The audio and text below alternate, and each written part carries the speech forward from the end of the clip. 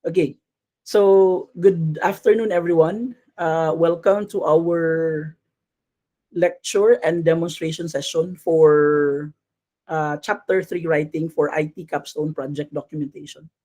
Okay, so this lecture session will be divided into two. The first one will be the lecture. The second one, dayon, will be a presentation of uh, an example output on how it's being written, yung Chapter 3 natin. And of course, you will have your question and answer later para you will be guided kung ano yung gagawin ninyo for chapter 3. So, let's have first our lecture, okay? I believe everyone already got a copy of the learning material that I will be sharing with you guys. I hope meron na kayong copy. I think I have already sent this one sa mga tawag dito, sa mga individual group chats natin, di ba? Yung mga per section natin na group chat. Okay. So this is actually our learning material. Ibig sabihin, this will also be our guide and I will be sending this one also to your advisor para they will be guided. Okay? So we have here the prerequisites of before you can write your chapter 3. Of course, there should be an existing chapter 1 and chapter 2 and you are required to review it. Okay? So before you write your chapter 3, kindly read and review again your chapter 1 and 2 because technically speaking, yung mga ibang parts ng chapter 3, there will be some, what you call this one, there will be some essential parts in chapters 1 and 2 na you will be using as a reference to what you will be writing in chapter 3. Okay? So also, aside from that one, do not write your chapter 3 not unless you conducted a follow-up interview with your client. Okay? So just like what I have mentioned during our lecture session this week, di ba? You need to conduct a follow-up interview because you need to verify whether the requirements stated during your first and initial interview is still the same para it will, what we call this one, it will coincide with the methodology na you will be using for your chapter 3. Okay? So remember, in chapter 3, it's not the same with the other descriptive, qualitative, and quantitative research. Kasi nga tayo, we have a system to develop. So yung nature or paradigm natin is that we are doing design and development. Am I understood? Sige nga, kindly give me a thumbs up if naintindihan ba yung sinabi ko. Iba yung sa atin compared sa ibang courses. Kasi tayo, kung sa kanila, I'm not underestimating them or telling that they are of less, kumbaga. Kasi nga mahirap din yung sa kanila, especially pag mixed method na. So yung sa atin lang, yung nagpapahirap sa atin, or what makes it quite difficult is that aside from the documentation, we are to develop something or we are to develop a system or a software. Okay? Now, kindly di ba, I told you earlier na you are to review your chapter 1 and 2, okay? So, you might as well focus on the table I have here. So, for example, for your chapter 1, kindly go back to the statement of the problem that is actually part of your project context because there will be activities in chapter 3 that you should directly address the problem stated. Okay? Like, we need to go back if yung methodology ba na gagawin namin will really address or solve the problems we have cited in chapter 1. And of course, you need to go back to the objectives of the study because the tools, the diagrams, and the output that you will be presenting in chapter 3 should really be what they call this one is aligned to your objectives. Kasi nga pag hindi yan aligned, technically speaking, that will not be a correct methodology. Okay? You need to also go back to your scope and limitations because it will provide you with a clarity on what must be included and what must not be included in your chapter 3. Para alam ninyo kung hanggang saan lang kayo pwedeng mag-design and develop. Like for example, if in your scope and limitation, it's not stated or it's only stated na the said application na you will develop will only be a Windows form or it's only a land base, then technically speaking, maaapektuhan niya yung development tapos deployment. Okay? So you need to go back on that one. You go back also to your conceptual framework because this will guide you in the creation of the diagrams or models in chapter 3. kindly take note as well yung particularly bitaw yung sa output na part kasi nga yung mga reports natin will be generated with the help of your diagrams. So if your diagrams will not help you in generating those reports, then technically speaking, hindi okay yung chapter 3 na ginawa ninyo. Am I understood? Sige. Give me a thumbs up daw if naintindihan yung sa chapter 1 na i-review. Okay. You also have it here for chapter 2. Ito na yung chapter 2, di ba? Ang sabi ko sa inyo sa chapter 2, yung chapter 2 will be the preview or the overview kung ano man yung mangyayari sa chapter 3. So, for your chapter 2, there will be studies or you can cite some citations in your chapter 2. Like for example, there are studies that will help you justify na this tool is really the correct one or this is really the appropriate one. So yan yung gagamitin natin. So you instead of doing again a reround of searching for an RRL, then maybe you can just use again yung nasa chapter 2 ninyo. So let me be clear again na you can use your citations na. So yung mga citations na ginamit natin in chapter 1 and 2, pwede mo na yung gamitin ulit sa chapter 3. Am I clear? Sige. You also have here the synthesis, okay? Technically speaking, yung synthesis natin, it will justify the choices, di ba? So, yung synthesis natin na part, there's one essential part in synthesis na we will really look into. Like kung ano yung gap ng study, bitaw na gusto ninyong i-address. Tapos, ano yung methodology na napili ninyo. Okay? So, those are the things you need to review, guys, with the group. It's not only a one-man team decision. Hindi po pwede na yung magde-decide lang kung anong methodology na gagamitin is yung group leader or yung project manager or kung sino man yung boss ng grupo. Hindi po pwede yan. It should really be a team effort or a team decision. Okay? Now, let's go to the steps to follow. Kasi ito usually yung mga medyo nalilito na tayo on ano ba talaga yung gagawin natin. So, by practice or yung ginagawa ko, and then yung tinuturo ko sa mga students ko before na under ko sa capstone project, do not write yet your chapter 3, di ba? Huwag muna kayong magsulat ng chapter 3 not unless you have a plan on or the approach on how to do it. Okay? So for example, the first one is to choose a software development life cycle methodology based on what was proposed in your chapter 2. Okay? So ibig sabihin, kinakailangan connected yung na-state ninyo sa chapter 2 na methodology papuntang chapter 3. Sir, what will happen if, for example, along our research or along the way, hindi namin gusto or hindi siya appropriate yung methodology na propose namin sa chapter 2? Are we allowed to change chapter 2? Kung yan yung magiging scenario, guys, dalawa yung magiging what we call this one, there will be two implications on that one. The first one is that there's a possibility or there's a big what we call this one, inference na hindi okay yung pagkakasulat ng chapter 2 ninyo. That's why it translated to your chapter 3. So kung may changes on your chapter 3 methodology, ibig sabihin, you will also change your chapter 2. Okay? That's why you need to be very particular talaga or very delicate with your chapter 2 kasi nga it will affect your chapter 3. I've been telling you that one since yung before pa sa lecture session natin sa chapter 2. Diba? Yung number 2 naman, study the selective methodology. Revisit your notes and determine whether it is traditional, iterative, or hybrid. Pag traditional, it's really plain na, for example, pag waterfall model, waterfall lang talaga. Pag agile, agile lang talaga. Like you don't go to other categories of those model. Pag iterative naman, ibig sabihin, you are already modifying that traditional model. Like meron kayong binabalik-balikan na stage on a certain phase of that methodology kasi that's needed for the project. Okay? You also go for a hybrid approach if you think like a combination of the two methodologies will be a good one or a good approach. Yan yung ano natin.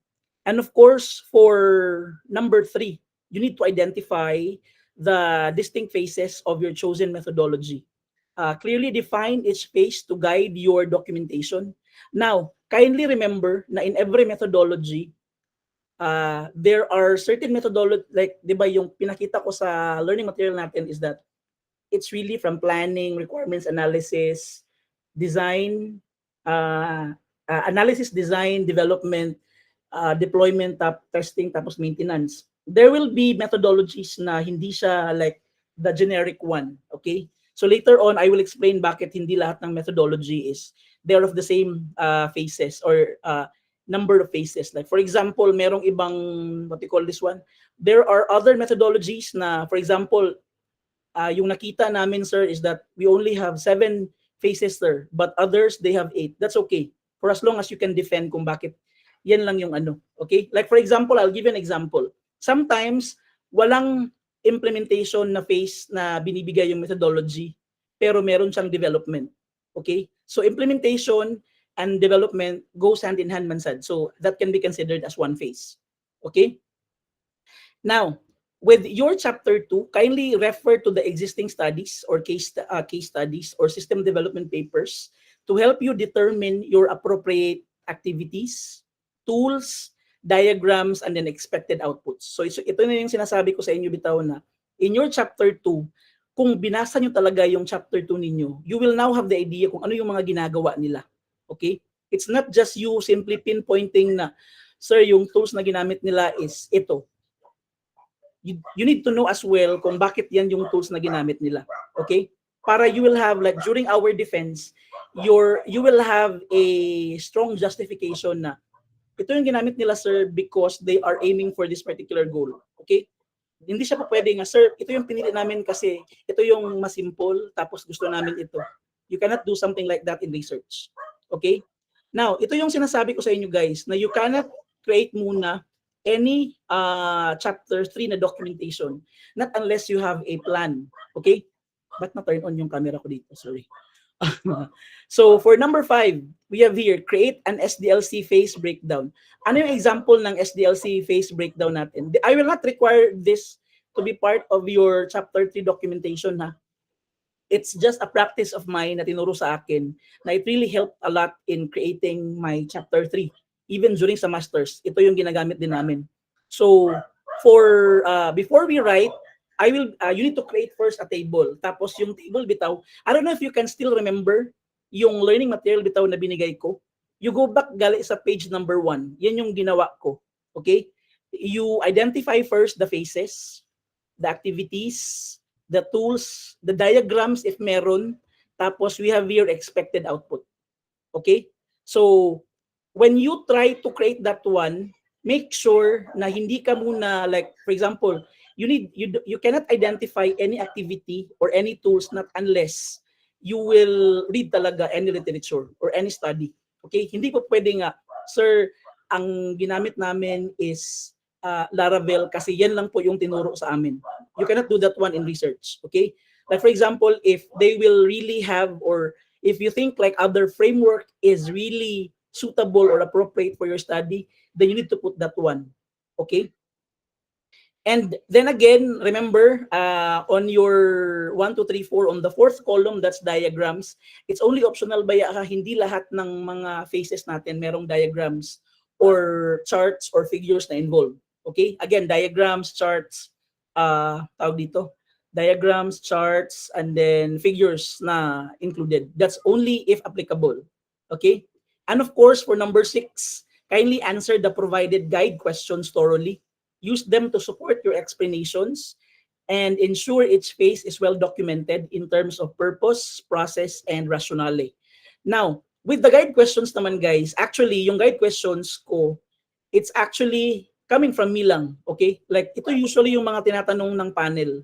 And of course, if this is already addressed in your documentation and we happen to read this one, we will no longer ask these questions. Or maybe if we will ask questions, then maybe it's just a additional or a supplementary explanation coming from your end. Okay? I have here actually, I don't know if this is already part of your, I have sent this one as well. So I think I only have here 12 questions. And this is not limited to the following only, ha? Kay, the guide questions actually are your yung pagkakasulat bitaw ng chapter 3, yung apat talaga yung hihingi namin. Yung activities, yung tools, yung diagrams if applicable, tapos ano yung magiging output ng particular phase na yan. Yan yung pagbabasehan namin whether you have written properly your chapter 3. Okay? For example, we have here one guide question. Again, you can yung style na ginagawa ng ibang students ko before is that I gave them guide questions. I let them answer. Kumbaga, I let them answer and then they try to do the writing afterwards dayon. Okay? So, try to understand muna the question, the guide questions. I have also here included the example and then the explanation para guided talaga kayo. So, for example, for number 1, what are the specific tasks or activities the proponents will perform in this phase? For example, let's have the planning. So, you are to identify the actual steps the team will take to progress through the phase. Anong ibig sabihin ng mga activities, guys, or steps? Your activities will be translated into steps. Okay? Like for example, if you will conduct an interview, ano ba yung dapat nating what will be the steps that you need to what we call this one? You need to do to conduct the interview. Like for example, you identify first kung sino yung client, you write a letter, di ba? And then you prepare the guide questions, and then you conduct the interview. Okay? Yan yung mga common steps. Okay? So, for example, you have here, conduct interviews, create wireframes, and then code login module. But then again, this is just kumbaga, a generic example. Okay? I will not give you the paragraph form. I will give the paragraph form or narrative form later na. Okay? You also have here, what is the purpose of performing these activities in the context of the system? Ito na yung, like, for example, you can go back to your objectives. So, for example, we have here to gather user requirements that will guide the system features. Yan yung mga example answer na you can write on your chapter 3. You also have it here. Ito yung sinasabi ko na when even if it's in chapter 3, there are also certain studies and citations na kinakailangan namin to prove your claim. Okay? So for example, we have here, is there a published study that also perform these activities? Anong ibig sabihin nito? Because it's not only bitaw na you can say nga, sir, yung gagawin namin is that we will create this wireframe. For example lang ito, we will create this wireframe. Of course, we will ask you, why did you have that kind of wireframe na style? Like for example, you will go for high fidelity, di ba? And then, the panel will ask you like, bakit high fidelity yung preferred ninyo compared to the other one? Okay? Now, you can justify that one by citing another study na, sir, this study by Reyes and Santos, for example, use this kind of wireframe because it helped the user navigate more compared to the other type of UI. Diba? So, you are now providing us answers not from your opinion but from your research point of view. Nakuha ba? So, I'm not saying na your opinion will not matter. What I'm saying is that your opinion should have a reference with another study. Okay? Again, this is research. Hindi po ito basta lang na essay writing. Okay? Number 4, we have what tools, platforms, or technologies will the proponents use to complete this phase? Please take note, I am addressing you as proponents kasi this is proposal pa. Okay, so we have here list of software or systems you will use. Match the tool to the phase. So for example, yung Trello, this is for task tracking, and then Figma for interface design. Again, it's not only na you will only say nga, sir, gagamitin namin yung Trello. Yung first question talaga namin dyan is, ano ba yung Trello or Trello? Diba? The second one, bakit yan yung ginamit ninyo? Are there already existing studies na gumagamit din yan that will back up your claim? Ganyan talaga yung pagkakasulat ng chapter 3, guys. Hindi siya po pwede na, okay, define lang natin, tapos ito yung gusto namin, sir. Okay, hindi po pwedeng ganyan, ha? Now, look at number 5, gali. Why are these tools appropriate for this phase of the project? Okay? Kasi sometimes, or most of the times talaga, I will show you later an example lang. It's also another example from the previous gyapon na batch. Okay? Like they cited a particular tool, tapos ang ending hindi pala siya ginagamit during that particular phase. They also have we also have a particular example na they cited or they mentioned this particular tool, but then it contradicts to the activities na they are what they call this one. It contradicts to the activities na they have cited, di ba? So hindi siya po pwede. We also have for number 6, ayan o. Can you cite a study that used the same tools, di ba? And then what diagrams or models will be created in this phase, if any? Again, please take note, if any. If hindi kinakailangan na may diagrams, do not include that one. Okay? So, you need to name any diagrams. Okay? It should be appropriate talaga. Sir, how do we know if this diagram fits our study? You do a research. Okay? Basahin niyo yung mga existing studies, guys. Or you can go to the library and ask for a copy sa software design and development bitaw. Later on, magbibigay din ako ng mga listahan ng mga website where I used to have reference. Okay? So, again, it's not only stating, it's not only enough or it's not enough na you will just state na, sir, gagamitin namin is ERD. Hindi po pwede yan. If you will just state it nga, ERD sir, kasi yan yung natutunan lang namin. Di ba? Hindi po pwede. You go beyond what is being taught inside the four corners of the classroom. Kasi nga, research na ito, guys. Di ba? You also, what's the purpose of each diagram serve in supporting the system development? Okay? Paano, like explain how the diagram helps the team visualize the system. Okay? Ayan, may example now. An ERD helps define relationships between tables before database implementation. Diba? We have ERD, logical, and then you also have the physical pagyapon. And then for number 9, can you find a study that also used these diagrams? Why did they use them? Okay? Ayan no, di ba? Yung use case, they used the use case and then they justified it using another study. Okay? So again, you need to really provide RRL. So you don't need to actually, like hindi na siya problema kasi nga if, sir, ito yung question ng iba. So what if lugar, like, wala doon sa chapter 2 namin yung mga hinahanap namin mga sagot. It's okay. You can add another study. Kasi nga, it's only an overview man. So meaning you have conducted more research pagidayon. Okay? You also have for number 10, guys, a bit here. What is the expected output? Now, remember, in every, like it's really a generic requirement in every methodology bitaw na you will be using. There should really be an expected output.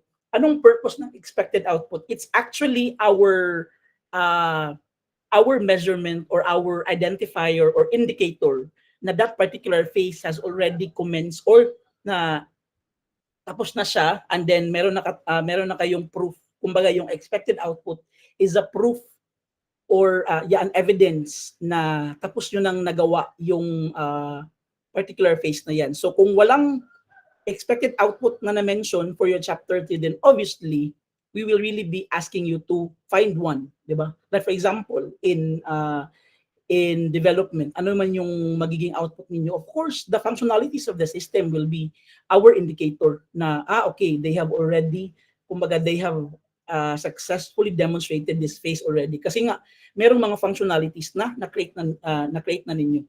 Okay? You also have here for number 11. Why is this output important and how will it help the next phase? Now, remember, by technicalities, yung mga output ng each phases will be used by another phase, whether it be on a linear way, a spiral way, or with ang tawag dito, or it will be used by another phase which comes after 2 phases after pa. So, pwede yan. So, kinakailangan talaga na yung output na binigay ninyo in each phase will be used by another phase. Okay? Kasi nga, it's a methodology. Diba? In each methodology phase, meron siyang expected output. And of course, there should really be a concrete one na makikita talaga. Like, you cannot say bitaw na, sir, yung output namin will help the next phase. So, in what way? Ano ba yung gagawin namin? Diba? And of course, you need to cite. And every time bitaw, the guide questions will really remind you to cite any reference that defines or discusses the importance of this kind of output. Okay? For example, usually bitaw, sa expected output, you go back to industry standards kasi they will help you defend or justify your answer. Look at the example, gali. IEEE is an international standard for engineering. I forgot the other, for example, yung system requirement software, they defined it as an essential for scope control and validation. So that can be an example explanation why this kind of expected output is good and okay for this particular phase. Okay? So those are the 12 guide questions. Yung 12 guide questions bitaw, it's really guided on the questions like ano yung tools na gagamitin, ano yung activities na gagawin, meron bang mga diagrams na gagawin, and then what are the expected output na magagawa in each phase. Okay? Those are the 12 guide questions. Am I clear? Sige daw, Be. Give me a thumbs up if you have understood it. And then please give me or raise your hand if you have a question. Okay? Ayan. Medyo ano na talaga, like, if you will try to analyze bitaw, if you have understood, diba, your chapter 1 is the definition kung ano yung gagawin ninyo. Yung chapter 2 ninyo is you proving na, okay, we can really do this one. Like, meron na mga existing studies na gumagawa nito, and ito yung mga ginagawa nila. Yung chapter 3 na, it will be your, like, it's like you bitaw creating your own na dayon na steps and processes. Okay? Sige. Let's now go to an example. I'll show you guys an example document for chapter 3. Again, this is an example. Ibig sabihin, meron pong mga mali dito, and I will provide comments. Nilagay ko na sa comment kasi baka makalimutan ko yung iba. Wait muna guys. Naka-Google Docs kasi yon. Okay. So, right now or indirectly, I will be teaching you or I will be providing you with tawag dito, with some tips na the panel will ask you, okay, during the defense. Para alam niyo talaga na para bitaw on our end naman, okay, meron na ito. Hindi na tayo like we will not waste our time. Okay? So let's have it here. Ayan. Okay. This is actually the same study bitaw yung sa POS. Okay. Yung first natin is that you need to provide this one. Kindly look at this one. No? Now, this chapter presents methodology to be employed in the development of the propose. Kindly look at the yung ginagamit talaga namin is yung word na propose. Okay? Propose point of sale system based on the literature and nature of the identified problem. The proponents will then adapt the waterfall model. Again, yung waterfall model nila dito, it's really based on chapter 2, di ba? Analysis of the related model. Now, look at this one. This model allows thorough documentation, clarity of process, and ease of implementation, particularly in offline first systems. Okay? Saan nakuha itong offline first systems? Of course, doon sa chapter 2 nila, di ba? Similar studies such as yung sa Mendoza and Reyes and then Wilson. Okay? Yan. Now, ano yung mali dito guys na ginawa ng grupo na to? Yung first is that they use this one. Please refer to the figure below. Yan. Okay. Buti na lang at hindi nyo alam kung sino yung mga may-ari ng paper na to. Okay. Please refer to the but if in case makita nyo to sa library, wag na kayong umimik. Okay, please refer to the figure below. But don't worry, hindi na ito yung ito yung first draft nila, yung hiningi ko. Please refer to the figure below. You don't need to say something like this one, guys, when you are presenting a methodology. Now, yung methodology bitaw, before you start with each or any of the phase, you are required to present a figure. Okay, the figure will help what we call this one. The figure will help the reader on understanding the nature of the methodology. Like for example, ito yung ginawa nila. Okay? Now, ang mali dito, I have here. Now, look for ang comment ko dito sa kanila is that look for an existing study that you can adapt or use the illustration of the methodology. Ano ibig sabihin nito? So you cannot just go to, like for example, itong grupo na to, I can still remember, I asked them, saan nyo nakuha ang figure na yan? Sir, sa Google Images, sir. Hindi yan po pwede. Okay? You need to look for a diagram or a figure of a methodology coming from a research talaga, guys. Like you can just say there, like figure 2.0 waterfall model adapted from the study of Rowan Neptali on blah blah blah blah. Okay? Ganyan yung talaga, like it's really anchored. Or yung ginawa ko sa kanila is that kasi dalawa yung we have here, asan ba yun? 'Di ba? We have here dalawa, 'di ba? Ang sinabi ko sa kanila, saan dito sa kanila ang closely talaga na pang waterfall model sa inyo? Hindi ko na alam kung si Wilson ba yung pinili nila or si Mendoza. But between the two, may pinili sila tapos yan yung ginamit nila. Okay? Again, you are not allowed to use Google Images na figures when you try to provide us with a illustration. Okay ha? Kinakailangan talaga it's coming from a study. Like it's only adapted man sad, like naka-anchor lang bitaw para it's not plainly na kasi nga it's research.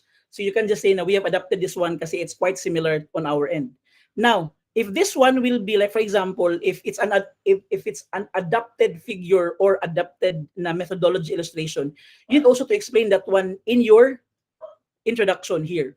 Okay? Kinakailangan nyo din yang i-explain dito. Okay? Again, do not mention about like please refer to the figure below. Hindi na po yan needed. That's already like it's already given na yung after niyan is yung methodology talaga. Okay? Nakuha ba guys? Again, look for an existing study that you can adapt or use the illustration of the methodology para safe kayo. Okay? Sige. Now, let's go to this one. Okay, marami na akong comment dito. Yung iba, hindi ko na siya ma-remember. Pero at least I have written it here. So we have here, for requirements gathering, please take note na you will be using the word proponents. The proponents will, the proponents use. Okay? Hindi siya po pwede. Technical writers, I will give this task sa inyo. Kindly change the word researchers into proponents. Okay?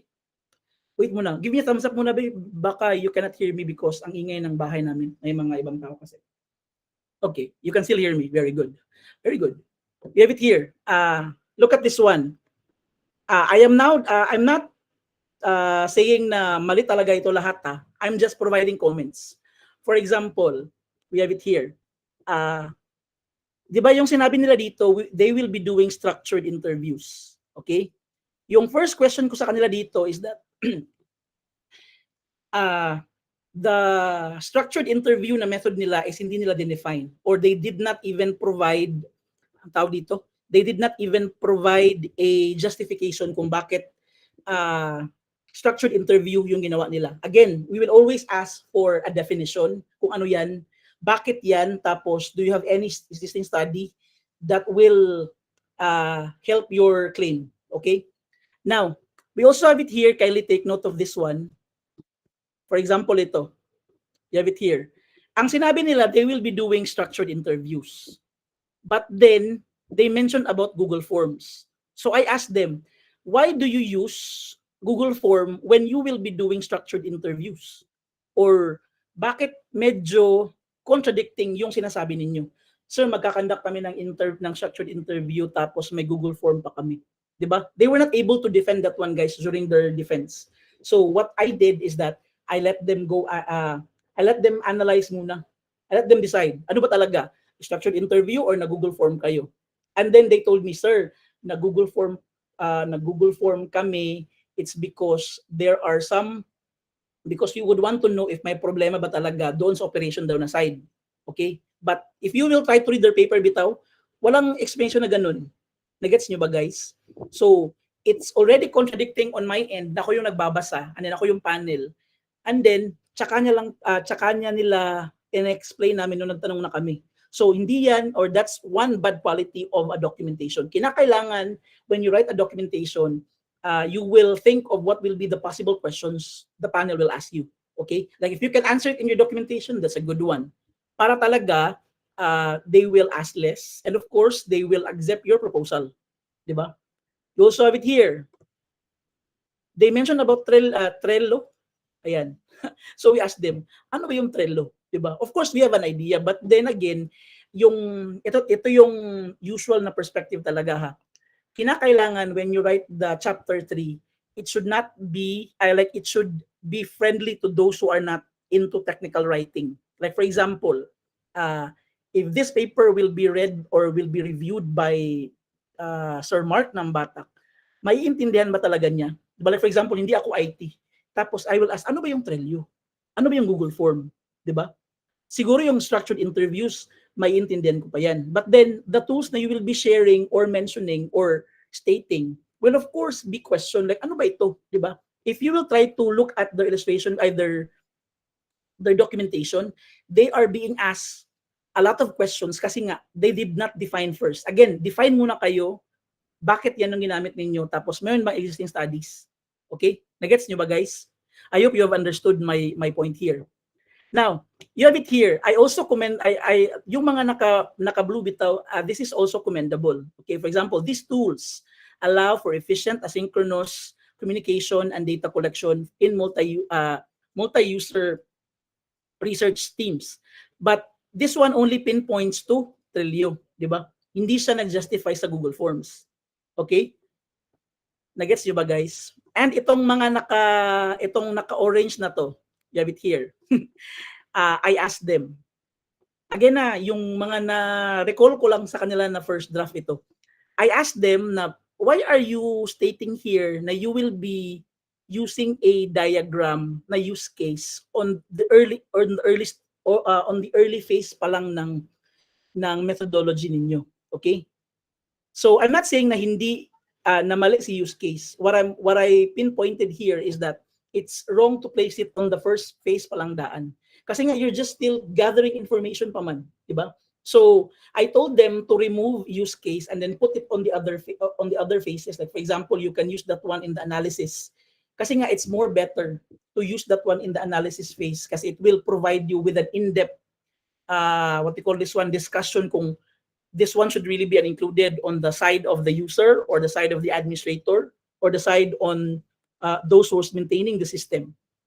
Okay, so I advise them to remove this one and then have it on either the design or the analysis phase. Sila na yung nag-design. And of course, we have here yung output natin. Okay, we have here the output software requirements specification, and of course, they have provided, okay, the explanation. This one, the SRS DAO defines system inputs, processes, outputs, and user roles. And of course, it is supported by IEE standards. Ayan, di ba? Yung pagkakasulat nila, it's really good on this part lang. So, if you will try to analyze without the way I question their documentation, I always ask kung ano ba yung activities na gagawin ninyo, ano yung tools na ginagamit ninyo, ano yung expected output, and then if ever may diagram. Ito pala yung sagot nila, na-remember ko na. They included a diagram kasi nga, di ba yung sa columns, may yung pang-apat is diagram. Di ba I told you na diagrams are only if applicable only. If it's not needed, then what you call this one? Do not include any diagrams, di ba? Like for example, in your development, do you still need diagrams? Di ba hindi naman kinakailangan kasi nga meron namang diagrams doon sa design na phase. Okay? So, we also have here sa system design. Look at this one. Di ba yung sa guide question kanina, ang sinabi is that kinakailangan yung output ng previous phase will be used on the second one. Look at this one. Yung output nila is SRS. Tapos dito, it was mid-mention. Di ba? Oh, ayan. Di ba? So, there is really a passing of expected output from the next phase. But then again, hindi siya, kasi nga we are doing may waterfall model ha. So ang iba is it might be used by other phases. It's still okay. Okay? So you have it here. Ano ba dito? You have it here. This includes preparation of UI mockups, database schema, and system architecture. I questioned here, yung question ko dito is that, what is Figma? Yeah. What is Figma and why use Figma? Okay. Same goes with my SQL workbench. I also have it here. Why is it, tawag dito? In terms of bitaw sa system design, the panel will be very particular if you are really using bitaw your chapter 2 na output. Kasi nga, they will not be asking you like, what is Microsoft, what is my SQL, why is it, why did you choose, or what is my SQL workbench? They will also try to ask you like, why is this one better compared to other tools available? Okay? You need to really provide us with a comparison para alam namin na, okay, meron pala silang ibang option pero they provided MySQL. You don't need to mention other, you can just say na compared or other tools, compared to the other tools, MySQL workbench is better in this one. But then again, you need to provide us with a justification na naman. Okay? So, for Figma, for example, you will be asked like, why use Figma, di ba? You already know na meron tayong mga iba't ibang options, hindi lang ito, di ba? And ano pa ba dito? Dito. Yung question ko dito is that they use a particular word na medyo nag-ring ng bell sa amin. Who will validate the user wireframes? Ito. Ayan. Who will validate the UI wireframes and what validation tool will be used? So be very careful in describing the tools or the outputs na you will be creating on each particular phase. Kasi nga, for example, if you will just put here bitaw validated, so it's not na we question ha.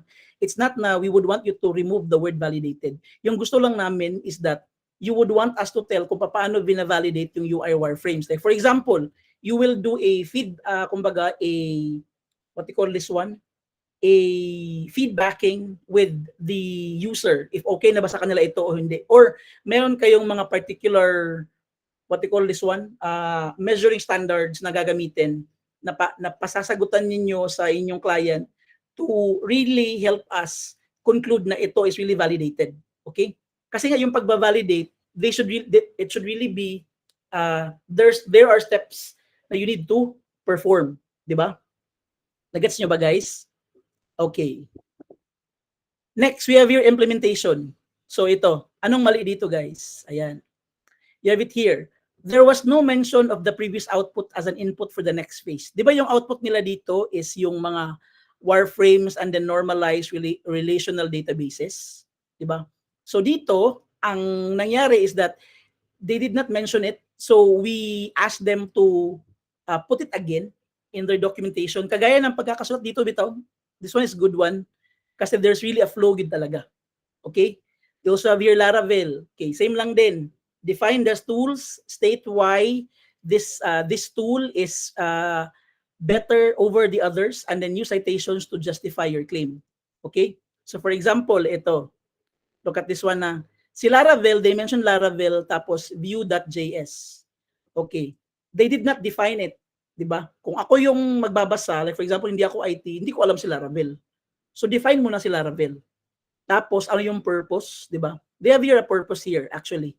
But wala silang justification kung bakit yan yung pinili nila compared, like for example, if doon naman tayo sa technical side naman ng mga panel, why did you not opt for our CodeIgniter? Diba? CodeIgniter is also MVC na structure. Hindi nyo po, guys, you cannot say ba guys, sir, we will only use Laravel kasi Laravel lang po yung naituro sa amin. Hindi yan po pwede guys. Okay? You need to be very, very technical. Like, sir, we provided Laravel because it will help us during our deployment process. Okay? Pero ganyan na mga rason kung bakit ganyan yung napili ninyo. Okay? It's really about choices, defining your choices, answering why are those choices being your choices, and of course, using other studies to justify your choice. Okay? Galing nun na. Next, we have here, ayan. This one naman, they mention about Git. Okay? Sige daw be. If you will try to ask someone who's not techie or technical, di ba? They will really ask, ano bang ibig sabihin ng Git? Di ba? Sir, can we just not define what they call this one? Put this one in our definition of terms. Remember, in your definition of terms, it's only operational and then yung isabi, di ba? So, hindi siya po pwedeng dun lang talaga. You can put it there, but then the explanation talaga, it should really be on your paper. Okay? Look at how they use this one. Now, following the approach of Lim and Villanueva, this is an example of a justification. Okay? And itong mga naka-evaluate bitaw, this is from their chapter 1, objectives, and some of them are in their objectives, some of them are in their scope and limitation. Okay? So that's why we require you, or I require you to really read again your chapter 1. Okay? You can really pick something from it. And of course, we question this one. Ayan. Bakit ito we asked them, ito na yung mga tanong bitaw namin na it's very random, and then after asking them, they don't know anong ibig sabihin ng concurrently. Di ba? So nagdadalawang isip na kami, kayo ba talaga sumulat dito si ChatGPT? So please be very careful on the words that you will really what they call this one, you will really include in your documentation. Kasi nga it might what you call this one, it might let the panel decide na parang hindi kayo sumulat, 'di ba? So be very careful whenever you write something talaga. None of them really answered ano ibig sabihin ng concurrently. Okay? And ito na yung malaking pagkakamali na ginawa ng grupong ito. Look at this one. Okay, this part here. Okay. So according sa kanila, on this particular phase daw, they will be providing a functional prototype. Okay. Ang tanong ni Sir Gab dito, guys, di ba ang sinasabi ninyo, you will be using waterfall model, bakit may prototype kayo? Okay, di ba? If you will try to look at the internet or go over the books, it's not really okay na you will be doing or you will be creating a prototype and then you will be using waterfall model. Kasi nga, si waterfall model, it's already exact and defined na talaga yung mga requirements. Wala nang babaguhin, okay? They will just be doing the user feedback na lang po dayon. And technically speaking, pag ipipresent mo yan sa client mo, wala na yung questions kasi nga, na-define naman ni client di yung requirements niya, di ba? So dito nagkamali yung grupo natin. They mentioned about the prototype and waterfall model does not include prototype. So be very careful on that one, okay? So I think hindi ko na alam kung ano yung pinalagay ata dito. We are not saying na pinaiba yung term dito, okay? So be very careful on the things that you will be really putting. Kasi mga question talaga yan. Am I understood? Okay. Sige.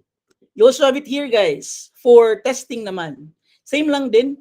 You will be asked, for example, again the questions bitaw na I am raising right now, ito dapat yung mga sinusulat ninyo para we will no longer ask them. Okay? Or if meron man kami itatanong, it's only a supporting answer na lang dayon na maybe you forgot to mention or you forgot to write about this one, di ba? So, paulit-ulit lang talaga yung sinasabi namin.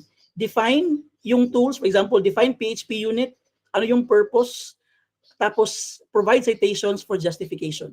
Dito, ang sinabi lang nila is that, sir, gagamitin namin yung PHP unit for automating the test for the backend. Ang tawag dito, tanong ko naman, ano ba yung PHP unit? Kasi even nga ako, iba yung ginagamit ko sa testing for PHP.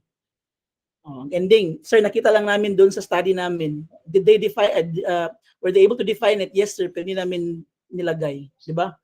So, again, I'm showing you what is incorrect para you can write what is really correct. Am I understood? Same goes with test case matrix.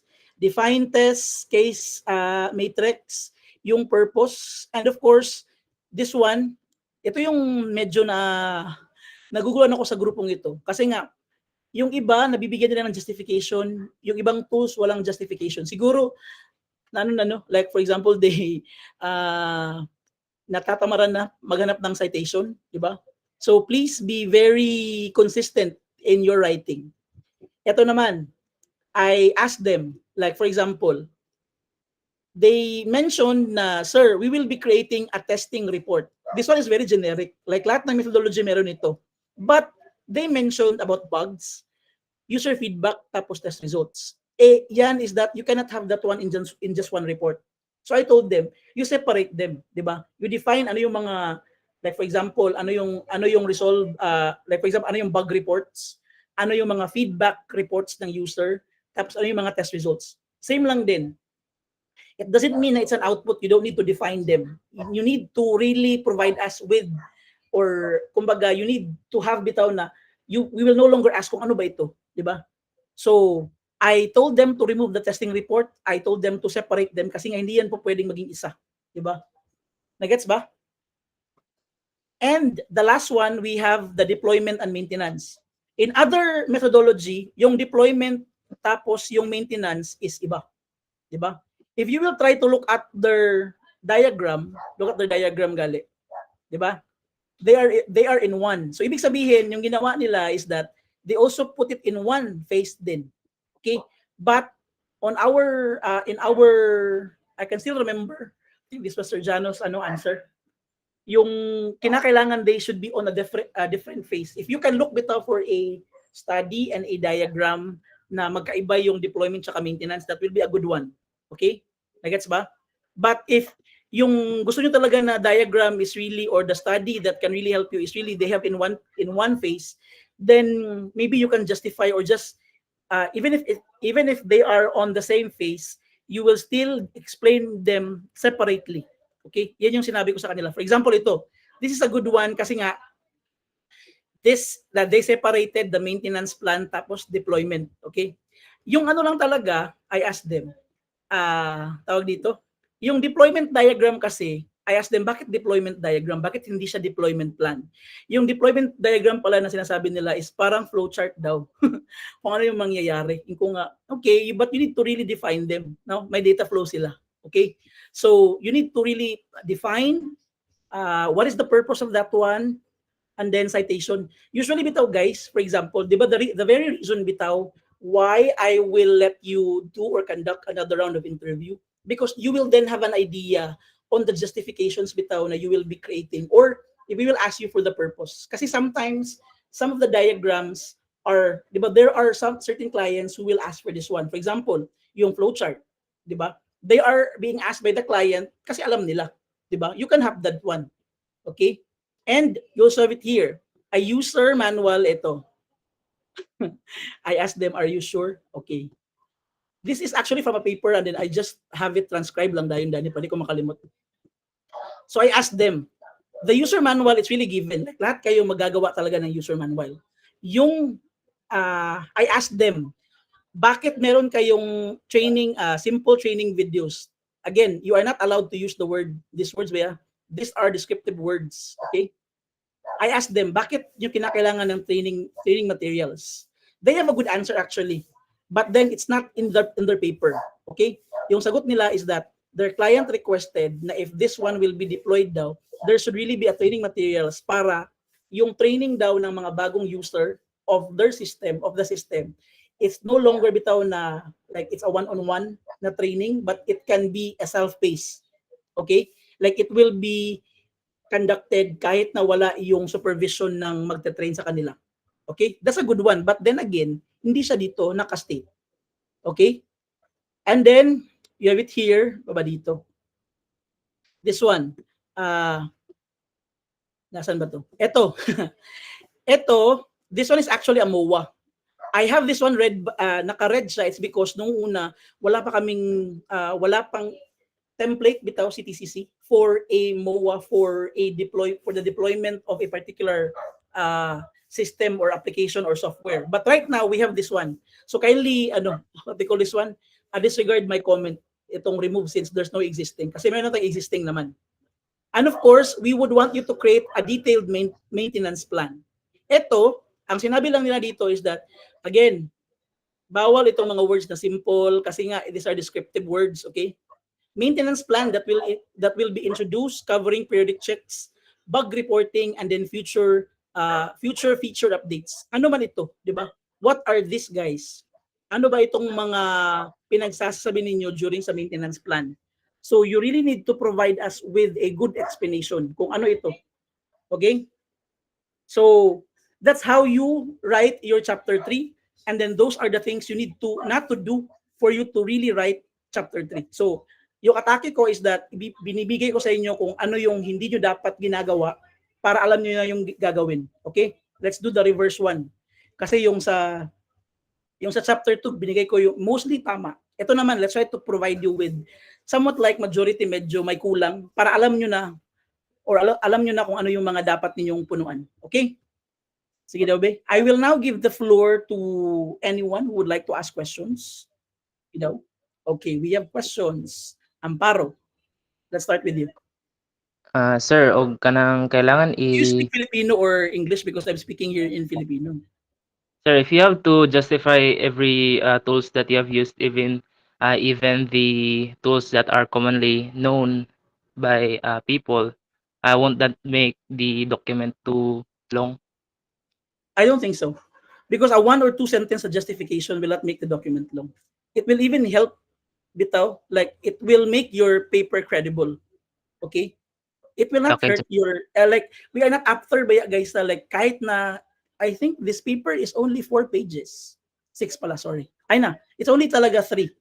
It's only 3 pages lang gali na, di ba? So, The number of pages in writing your chapter 3 will not matter. Okay? So if you can write that one, like, of course, di ba, kasi yung connotation natin is that the longer it is, the better. But yung sa amin, sa chapter 3 natin, the more concise and comprehensive it is, the better. Di ba? Sige, thank you for that question. How about the others? May question ba? Para we can jump to the next na dayon. Kung walang question, give me a thumbs up. That's a good question, Amparo. Yeah. Thank you, sir. Okay. Sige, I think majority doesn't have any question. Wala silang question. I'll stop the recording. I'll stop the recording para hanggang dito lang yung ma-upload ko. Okay.